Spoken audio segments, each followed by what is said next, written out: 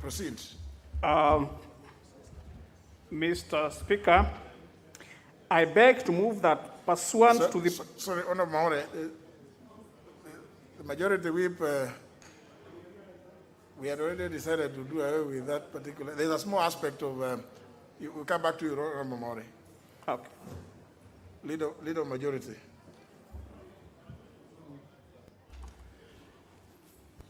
Thank you, Mr. Speaker. And pursuant to the provisions of Standing Order 42, subsection 2A, I rise to give the following statement on behalf of the House Business Committee, which met today, Thursday, June the 11th, 2020, at 9:30 a.m. to prioritize the business for consideration. On Tuesday next week, Mr. Speaker, we will consider the Committee of Supply on the budget estimates of recurrent and development expenditure for the year ending 30th June 2021 in both the morning and afternoon sitting. It is our hope that we should conclude the Committee of Supply by the end of the afternoon sitting on Tuesday so as to pave way for the publication of the Appropriation Bill 2020 that ends the budget cycle for 2020-2021.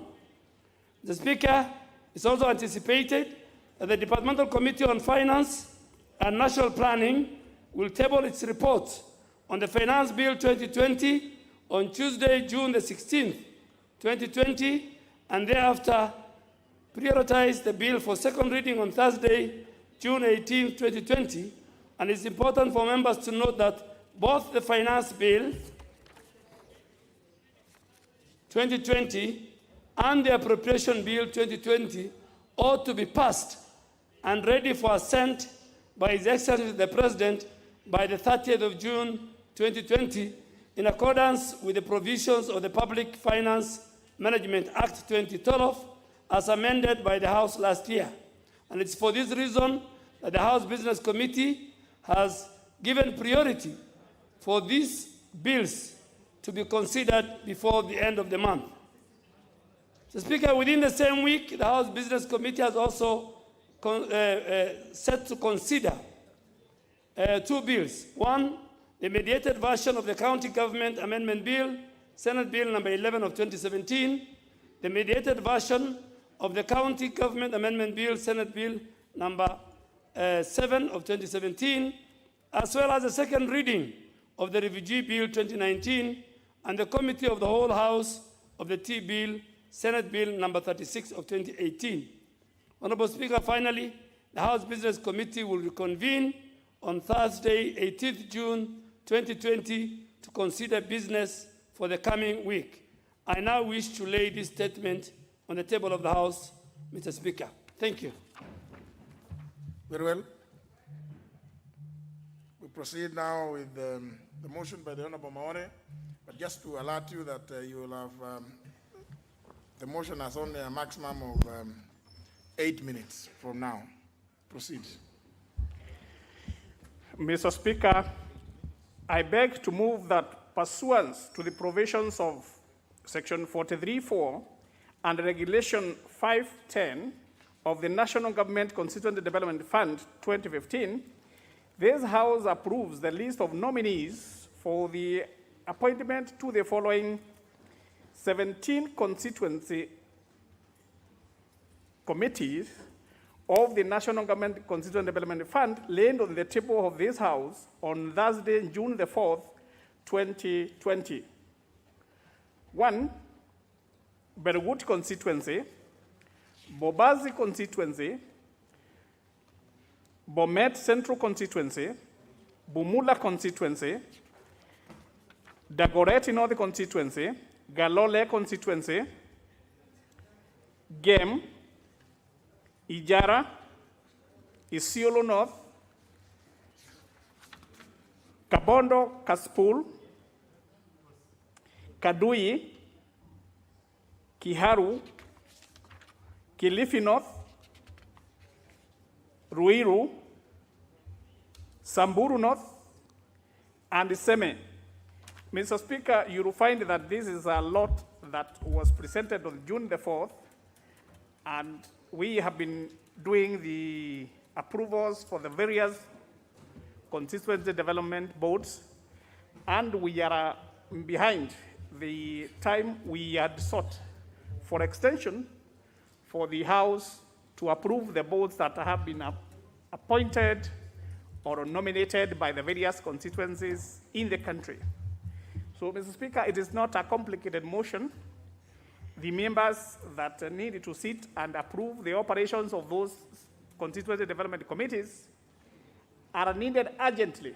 And it is at this point, Mr. Speaker, I wish to state that we need these committees in place as quickly as possible so that those members or those constituencies can be able to utilize the funds that we are sending from Nairobi. Mr. Speaker, it is not, it's just like whereby the board has gone through the technical requirements for each and every member on different categories, and it is not complicated unless somebody from the floor can raise an objection to a specific constituency. Mr. Speaker, I would plead that this House does approve these 17 constituencies for the membership into those boards. And at this point, Mr. Speaker, I beg to move and seek to have a member of the committee second the motion, the Chief Whip, and then we can continue. Honorable Yes, Wangwe. Honorable Wangwe has been a member of this committee. Thank you, Honorable Speaker. Honorable Speaker, I rise to second the motion as moved by the chair. Honorable Speaker, this being a list of members, list of committee members from various constituencies, they have already been checked, verified, and ascertained by the individual members from those constituencies, Honorable Speaker, who are also members of this House. Therefore, approving them will enable the various constituencies to enjoy the benefits that come along with the CDF from the various constituencies, Honorable Speaker. For that matter, I second. Honourable members, I propose the question, which is that pursuant to the provisions of Section 43, subsection 4, and Regulation 5, subregulation 10 of the National Government Constituencies Development Fund 2015, this House approves the list of nominees for appointment to the following 17 constituency committees of the National Government Constituency Development Fund, laid to the table of the House on Thursday, June 4th, 2020. Constituencies being Belgut, Bobasi, Bomet Central, Bumula, Dagoretti North, Galole, Gem, Ijara, Isiolo North Constituency, Kabondo Kaspul, Kadui, Kiharu, Kilifi North, Mwingi Central, Ruiru, Samburu North, and Seme Constituency. Is the desire of the House that I put the question? Members, I put the question that pursuant to the provisions of Section 43, subsection 4 of the and Regulation 5, subregulation 10 of the National Government Constituency Development Fund 2015, this House approves the list of the nominees for appointment to the 17 constituencies named on the order paper, laid on the table of the House on Thursday, June 4th, 2020. Will as many as that opinion say aye? Aye. Will as many as the contrary opinion say nay? The ayes have it.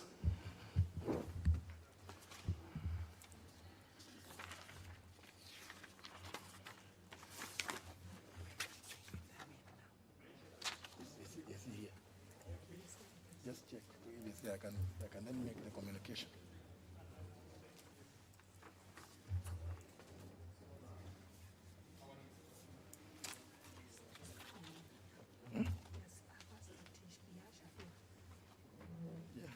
And I'm reading this one.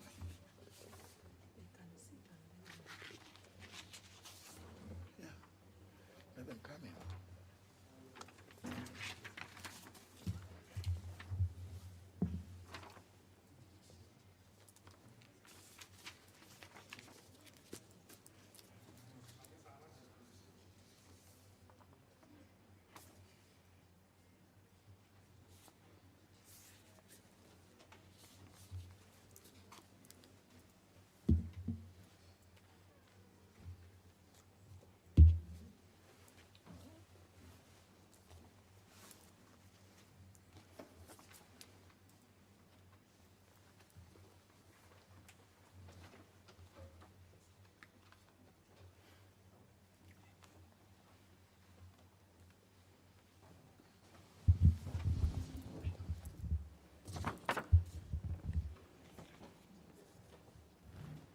Honourable members, I wish to interrupt the business. As you are aware, on Tuesday, 9th of June 2020, this House approved the report of the Budget and Appropriations Committee on the budget estimates for the national government, the judiciary, and Parliament for the financial year 2020-2021. The next phase in the budget approval process will be consideration of the estimates in the Committee of Supply, which will allocate funds to various votes and programs for the respective three arms of the national government.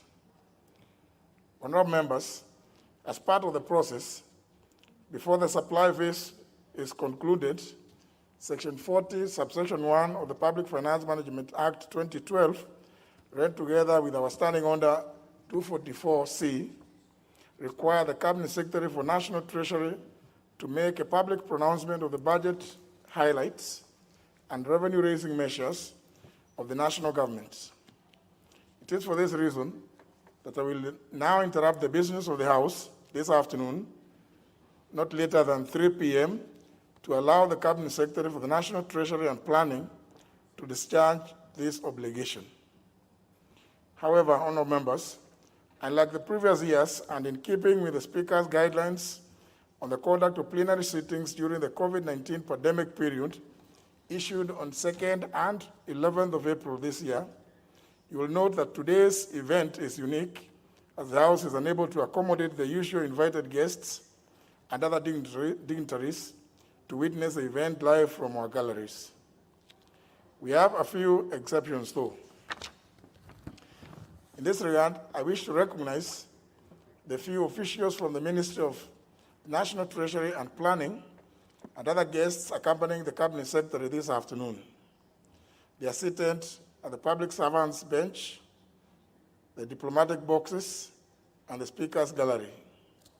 The officials include the Chief Administrative Secretary, National Treasury and Planning, the Honourable Nelson Gaishuye, the Principal Secretary, National Planning,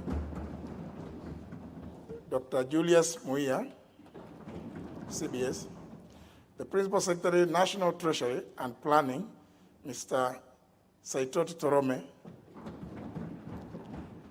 the Principal Administrative Secretary, National Treasury and Planning, Mr. Amos Gadesha, amongst other officials and the guests. They are welcome to the National Assembly this afternoon. Honourable members, Standing Order number 25A, paragraph A, provides that, and I quote, the Speaker may designate a suitable place in the chamber or at the bar of the House for the Cabinet Secretary responsible for finance to make a public pronouncement of the budget policy highlights and revenue-raising measures for the national government as contemplated under the Public Finance Management Act, close the quotes. Honourable members, in furtherance of this provision, I have designated a suitable place to the right of the Speaker's seat and adjacent to the public servants' benches to enable the Cabinet Secretary for the National Treasury discharge his obligation under Section 40 of the Public Finance Management Act 2012 and our Standing Order 244C of the National Assembly Standing Orders. It's now my pleasure, therefore, to invite the Cabinet Secretary for the National Treasury and Planning, the Honourable Ambassador Ukur Yattani, to make a public pronouncement of the budget highlights and revenue-raising measures for the national government for the financial year 2020-2021 and the medium term. Cabinet Secretary, karibu.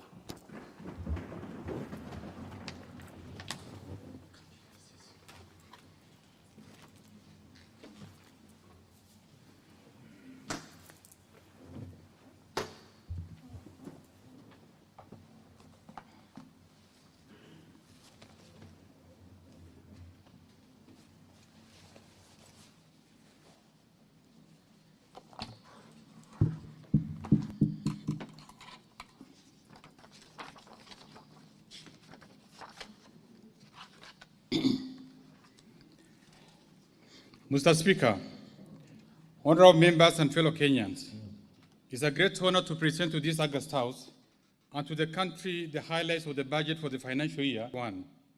I do this in performing my fiduciary duty and fulfillment of the requirements of Section 40 of the Public Finance Management Act 2012 and the Standing Order number 241 of the National Assembly. Mr. Speaker, at the outset, allow me to take this early opportunity to express my sincere gratitude to His Excellency the President of the Republic of Kenya, Honorable Uhuru Kenyatta, for appointing me to the position of the Cabinet Secretary for the National Treasury and Planning to provide leadership in the economic and financial affairs of the country.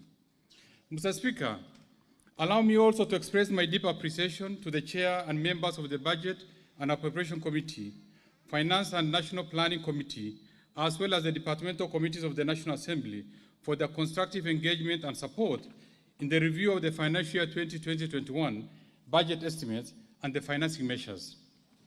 Mr. Speaker, in February 2020, we submitted to this House the 2020 budget policy statement. During that time, our financial projections assumed a normal operating environment. The economy was projected to grow by 6.1% in 2020, which was an improvement from 5.4% in 2019. Indeed, we had set on a conscious journey of fiscal consolidation, targeting a lower fiscal deficit of 6.3% of GDP in the financial year 2019-2020, 4.9% of GDP in 2020-21, and ultimately 3.0% of GDP over the medium term. This plan was premised on a strong revenue growth, reduction of non-core expenditures, and a gradual slowdown in the growth of the public debt. Mr. Speaker, you may recall that early in the year, this House considered our proposals and approved the economic and financial strategies in the 2020 budget policy statement. Mr. Speaker, the global outbreak and the rapid spread of the COVID-19 pandemic has led to the contraction of the global economy with disastrous consequences. The pandemic and the attendant containment measures aimed at saving lives have disrupted the business environment, including international trade, leading to loss of livelihood for millions of people globally. Mr. Speaker, Kenya has not been spared. Evidently, the pandemic and the swift containment measures, including the closure of the airspaces and borders, curfews and cessation of movements in some counties, among others, have not only disrupted our ways of lives and livelihoods, but to a great extent, business. These measures, including enforcement of basic hygiene and social distancing, were not only necessary but also timely, as they have indeed stemmed a surge of infections and loss of lives. In addition to the adverse effect of COVID-19 pandemic, our economy also experienced two other shocks. First, the massive invasion of swarms of desert locusts that damaged crops. Secondly, the floods that led to loss of lives and livelihoods, displacement of people, and destruction of infrastructure.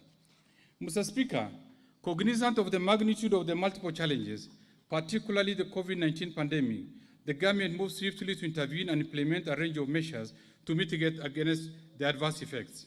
Overall, these measures have provided the much-needed relief to the economy through injection of cash and provision of additional disposable incomes to the people and businesses. Mr. Speaker, the government also lowered the value-added tax rate from 16% to 14%, reduced tax rates from both corporate and personal income from 30% to 25%, and provided 100% tax relief for persons earning a gross monthly income of up to 24,000 Kenya shilling. Further, in order to support the micro, small, and medium enterprises, the turnover tax rate was lowered from 3% to 1%. Mr. Speaker, in order to support the economy, the government instituted various monetary policy measures to enhance credit access by the private sector at an affordable cost. This was achieved through introduction of central bank rates from 8.25% to 7%, and lowering of the cash reserve ratio requirement from 5.2% to 4.25%. Consequently, this intervention released Kenya shilling 35 billion to commercial banks, allowing them flexibility with regard to requirements for loan classification and disposition. Indeed, since March 2020, banks have restructured loans in excess of Kenya shilling 360 billion, including Kenya shilling 190 billion of personal loans. Further, Mr. Speaker, listing with the credit reference bureaus of any person, micro, small, and medium enterprises, and corporate entities whose loan account falls overdue or is in arrears was temporarily suspended. In addition, in order to enhance liquidity for business, the government provided Kenya shilling 13.1 billion to settle verified pending bills owed by ministries and departments, and a further Kenya shilling 10 billion for payment of verified VAT refund claims. Mr. Speaker, to cushion the vulnerable in our society, particularly the emerging urban vulnerable, the government provided an additional Kenya shilling 10 billion to boost the ongoing traditional current cash transfer program. Similarly, the government allocated Kenya shilling 1 billion to recruit health workers to strengthen the health capital capacity of the Ministry of Health, while allocating Kenya shilling 400 million for food and non-food commodities for affected households. Mr. Speaker, the government also established the COVID-19 Emergency Response Fund to receive voluntary contributions from well-wishers towards defraying expenses associated with this pandemic. Mr. Speaker, in order to gainfully engage our youth, the government rolled out the Kazi Mtaani program designed to improve public hygiene standards and undertake urban civil works. Already, 26,000 youth are engaged in the pilot phase. To further cushion citizens and business from the adverse effects of COVID-19 pandemic and to stimulate economic activity going forward, His Excellency the President, on May 23, 2020, unveiled an 8-point economic stimulus program. I'll be elaborating on the economic stimulus program later in my statement. Mr. Speaker, over the last few months, revenue collections shrank considerably due to slowed economic activities attributed to COVID-19 pandemic. Conversely, there was a rise in public expenditures to address the targeted interventions. In light of this, the government reached out to the multilateral and bilateral development partners for additional funding. Indeed, the response from the development partners was prompt and also generous. A number of them provided assistance in form of grants and highly concessional funds and personal protective equipment. Mr. Speaker, allow me to highlight some of the significant financial assistance that Kenya has received from multilateral partners. First, the country received Kenya shilling 78.3 billion under the Rapid Credit Facility of the International Monetary Fund to help address the impact of the COVID-19 pandemic. This financial support is fully concessional at zero interest rate. Second, we received Kenya shilling 108 billion from the World Bank under the second development policy operation as both budgetary support and extra resources to help fight the pandemic.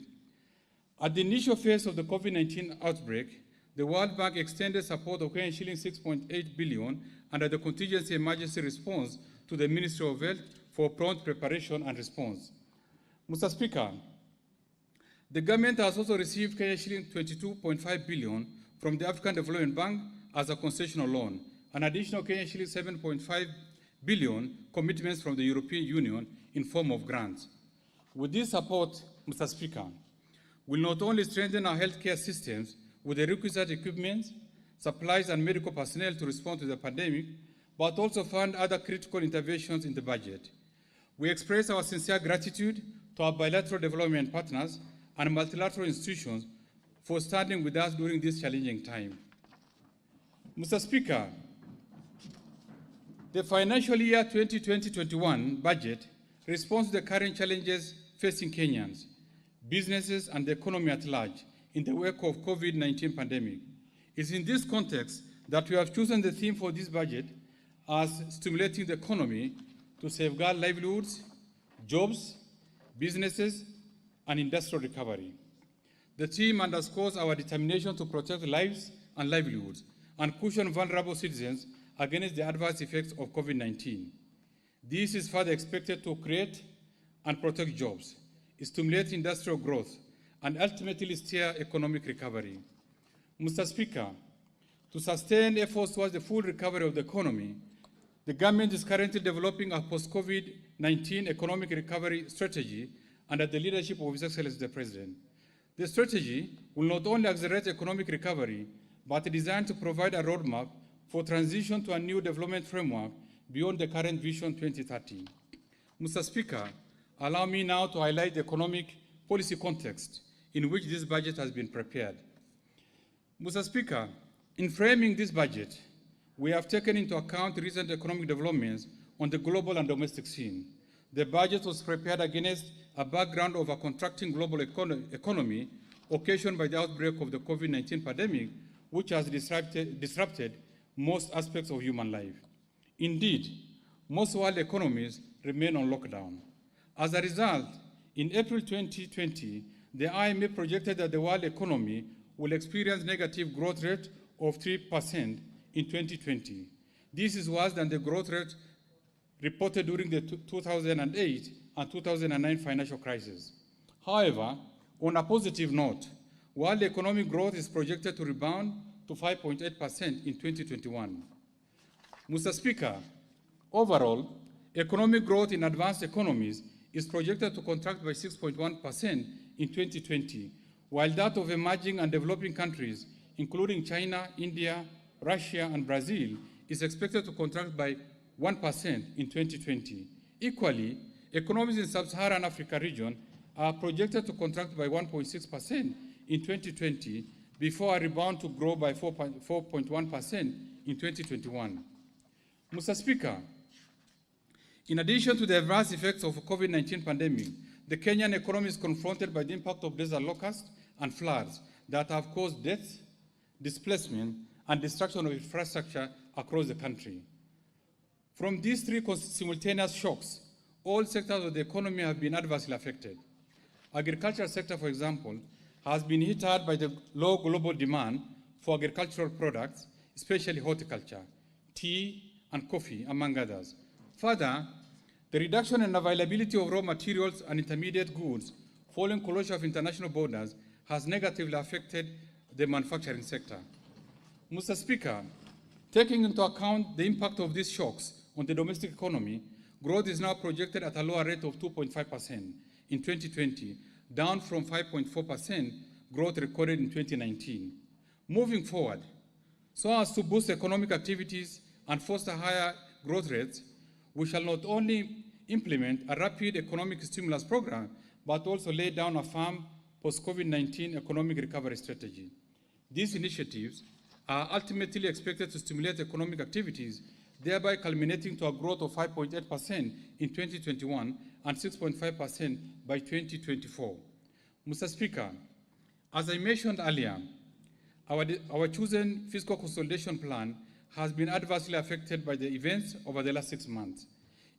In this respect, we are now targeting a fiscal deficit of 8.3% of GDP in financial year 2019-2020, from the previous target of 6.3% of GDP. In the financial year 2020-21, the fiscal deficit is targeted at 7.5% of GDP and is expected to improve to 6.1% of GDP in financial year 2021-22. Mr. Speaker, having outlined the economic policy context for this budget, the rest of my statement will outline specific measures aimed at stimulating the economy so as to safeguard livelihoods, including jobs, businesses, and facilitate faster industrial recovery. I will thereafter present a fiscal framework that sets out the resource envelope underpinning this budget and enumerate spending priorities. Finally, I'll provide highlights of tax and other policy measures that we are proposing to support economic recovery. Mr. Speaker, in addition to the recent shocks experienced by the economy, we are still confronted by the perennial challenges of high incidence of poverty and unemployment, frequent droughts, low agricultural and industrial productivity, inadequate decent housing, growing demands for high investment in the health sector, inadequate revenue, and other forms of financing and governance-related issues. Mr. Speaker, these challenges, including the devastating effects of COVID-19 pandemic, require bold actions if we are to position our country on a sustainable economic growth trajectory. Through this budget, therefore, Mr. Speaker, our focus will be, first, to roll out an economic stimulus program that will catalyze economic activity, provide livelihoods to Kenyans, and enable businesses to recover from the adverse effects of COVID-19 pandemic. I will shortly enumerate the various initiatives under their funding. Second, maintaining macroeconomic stability to support long-term investments, economic growth, and development. Towards this end, we aim to strike an appropriate balance between support for economic recovery and continued fiscal discipline. This will be achieved through effective coordination of fiscal, monetary, and financial policies to lower the cost of living and doing business. Mr. Speaker, whereas Kenya's public debt remains sustainable, we need to be cautious about future debt accumulation.